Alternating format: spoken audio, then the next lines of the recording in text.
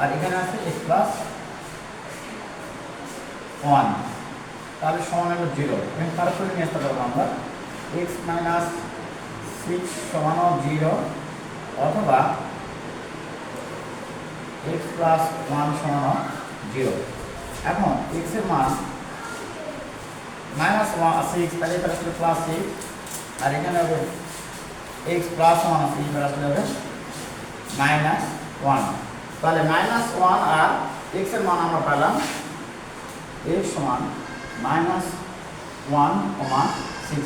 তাহলে অপশন আমাদের মাইনাস 1 আর 6 কোনটা আছে, এই বিভাগ নাম্বার অপশন। প্রিয় শিক্ষার্থীরা, এরকম নিত্য নতুন ভিডিও পেতে চাইলে অবশ্যই পেজটা লাইক, শেয়ার এবং কমেন্ট করবে। সবাই ভালো থাকবে।